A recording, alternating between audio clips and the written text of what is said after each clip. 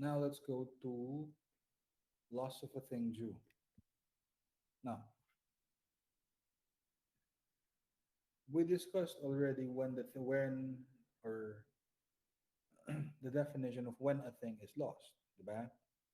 A thing is lost when it either, what do you call this? It perishes,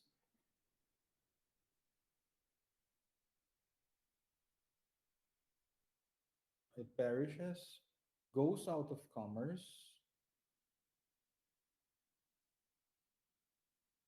or it is lost and its whereabouts is unknown. If known, it is unrecoverable. Diba? That's the essence of when a thing is lost. Now,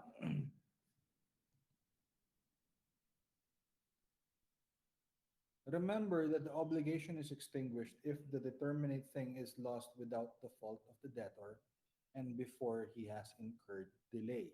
Diba? Also, in terms of fortuitous event, a thing if a thing is lost, then the obligation is extinguished. What about partial loss?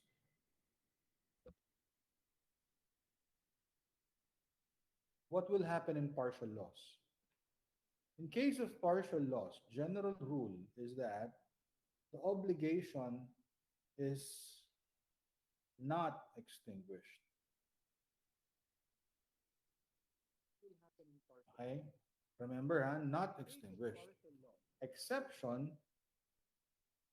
when the partial loss or destruction of the thing of such it means that it is of such importance that it would be tantamount to a complete loss. Okay? If the portion that was lost is important, that it may equal to complete loss, then the obligation is extinguished. For example, in terms of an airplane, if the engines are the ones lost, then naturally the airplane is useless. Just like in terms of a car, diba? If the engine is the one that is lost, then it would be basically useless. Then the obligation is What you gonna extinguished. do, sir? Okay? Na do. Wait, Now, Bogs, mag-record ko. Okay. one thing that you should remember is that if the thing is lost while in the possession of the debtor, the general rule is that the debtor is the one who is at fault. Siyempre, that is a disputable presumption. The debtor can prove that it was not his fault, but the presumption is it is his fault. Okay? But in terms of fortuitous event class, that presumption will not apply. Okay? The presumption that the debtor was the one who lost the thing will not apply because precisely there is a fortuitous event. Now,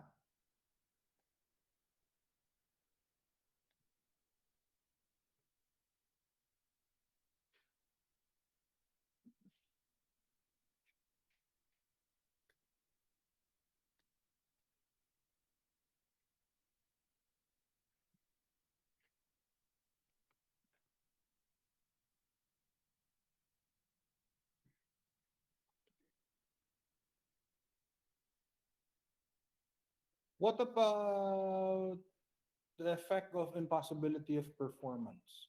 When the obligation is becomes legally or physically impossible to perform, what will happen? What will happen is that the debtor will be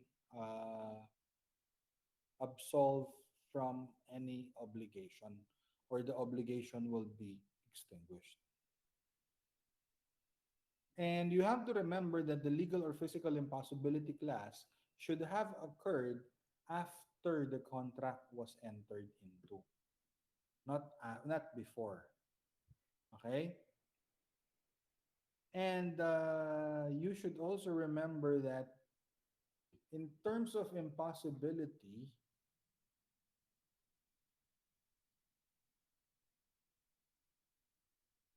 the impossibility must be permanent. Okay? If it is only a temporary impossibility, it will not extinguish the obligation. For the obligation to be extinguished, it must be a permanent impossibility. So, for example, you're selling a gun uh, to your friend, and considering that it is election time, there let's assume that the gun ban is already in effect.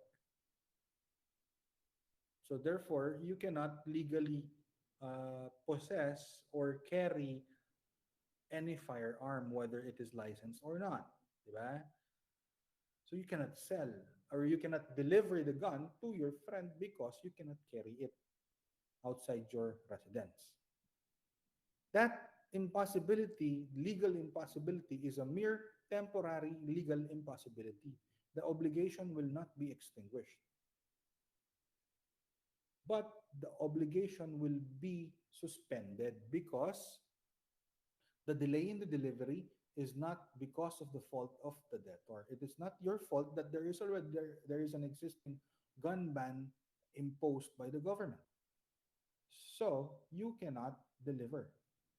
You are not liable for damages. It is only that when it becomes possible again, then you have to deliver the gun or the firearm. Okay?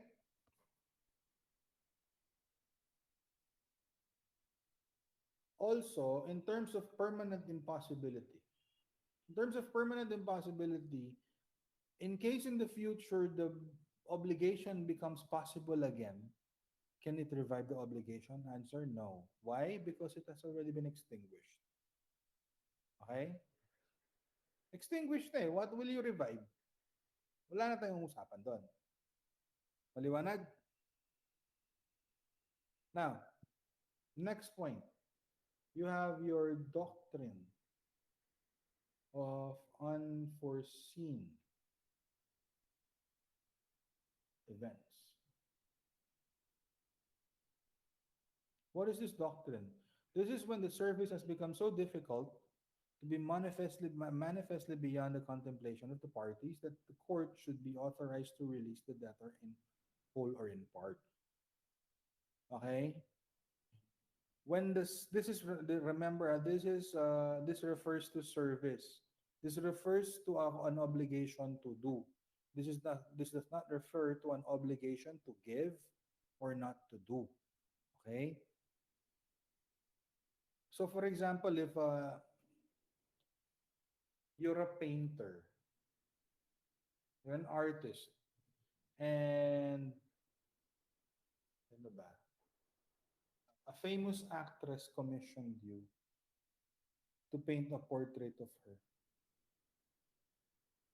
Okay? Now, while you were on the way to the actress's house, because of too much excitement, you ventured into a vehicular mishap, which wherein you lost both your arms, or not necessarily lost both your arms.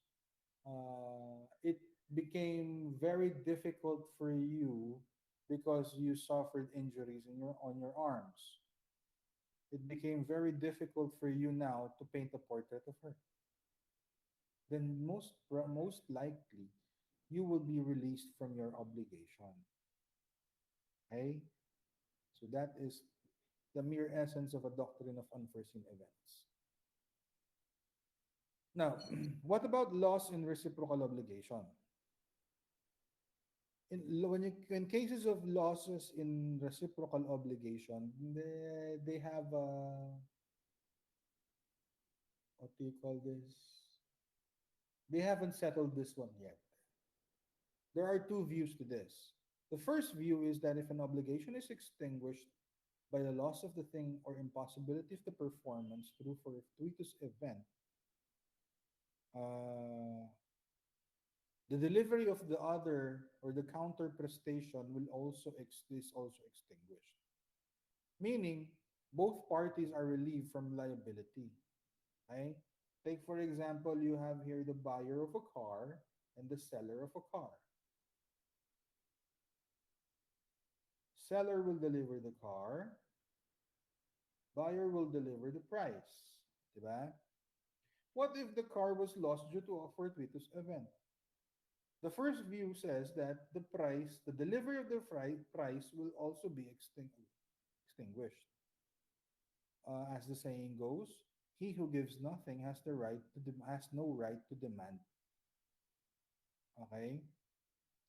Second, in the second view, ang sinasabi nila, what they are saying is that the injured party may ask for a rescission, or the loss or impossibility of performance must be due to the fault of the debtor. In case the loss was due to fortuitous event, the other party is still obliged to give the prestation due to the other. Meaning, this is the first view. Second view is that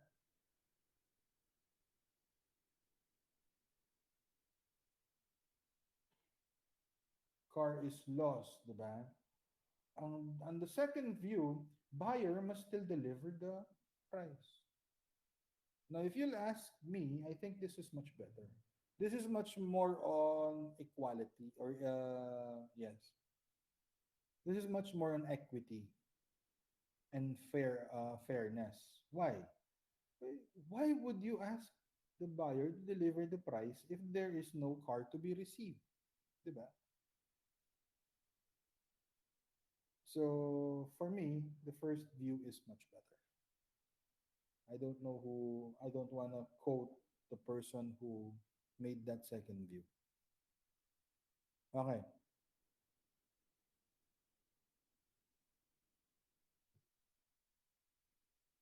So basically, that is loss of a thing due. Now,